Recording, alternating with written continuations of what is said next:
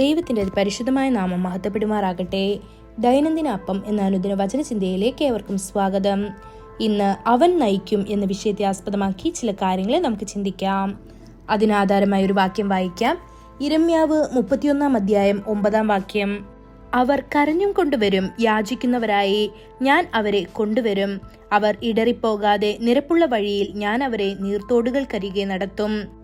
കർത്താവ് തന്റെ മഹത്തായ സ്നേഹത്തിൽ നിങ്ങളെ വിളിക്കുകയും തന്റെ വാഗ്ദാനങ്ങൾ നൽകുകയും നീ കരഞ്ഞും യാചനകളുമായി എന്റെ സന്നിധിയിൽ വരുമ്പോഴെല്ലാം ഞാൻ നിന്നെ നയിക്കുകയും എന്റെ പാതയിൽ നടത്തുകയും ചെയ്യും എന്ന് പറയുന്നു.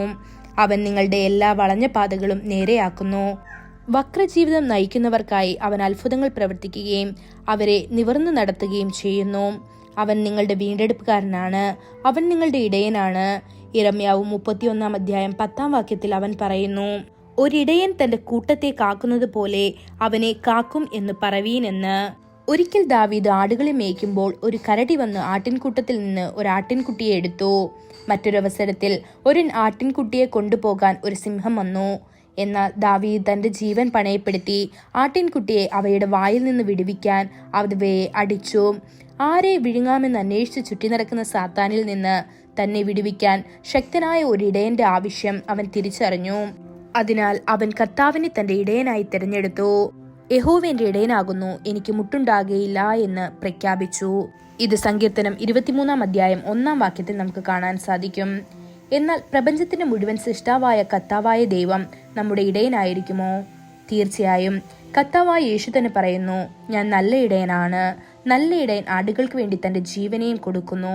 ഇത് യോഹന്നാൻ 10 അധ്യായം 11 വാക്യത്തിലും. അവൻ ഒരു ഇടയനെ പോലെ തന്റെ ആട്ടിൻകൂട്ടത്തെ മേയിക്കും. അവൻ ആട്ടിൻകുട്ടികളെ ഭുജം കൊണ്ട് ശേഖരിക്കും, തന്റെ മാർവിടത്തിൽ വഹിക്കുകയും കുഞ്ഞുങ്ങളെ സൗമ്യമായി നയിക്കുകയും ചെയ്യുമെന്ന് യെശയ്യാവ് 40 അധ്യായം 11 വാക്യത്തിലും പറയപ്പെടുന്നു. കരച്ചിലും യാചനകളുമായി മനുഷ്യൻ വരുന്നത് പോലെ ആടുകളും ഇടയന്റെ അടുക്കിലേക്ക് വീഴ്ചയും മുള്ളും മാരകമായ ഈച്ചകളും പ്രാണികളും ഉണ്ടാക്കിയ മുറിവുകളുമായി വളരെ വേദനയോടെ വരും. ഇടയൻ മുറിവുകളിൽ സൗഖ്യമാക്കുന്ന എണ്ണ പുരട്ടുകയും ഒടിഞ്ഞ എല്ലുകൾ കെട്ടുകയും ചെയ്യും. പകൽ ചൂടിൽ തളർന്നു വീഴുന്നവരുടെ തലയിൽ അവൻ എണ്ണ തേക്കുന്നു.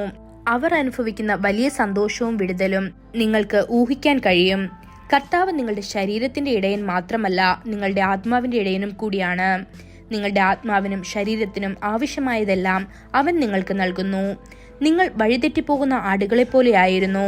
എന്നാൽ ഇപ്പോൾ നിങ്ങളുടെ ആത്മാക്കളുടെ ഇടയന്റെ മേൽവിചാരകന്റെയും അടുക്കിലേക്ക് മടങ്ങി വന്നിരിക്കുന്നു എന്ന് 1 പത്രോസ് 2 അധ്യായം 25 വാക്യത്തിൽ പറയപ്പെടുന്നു.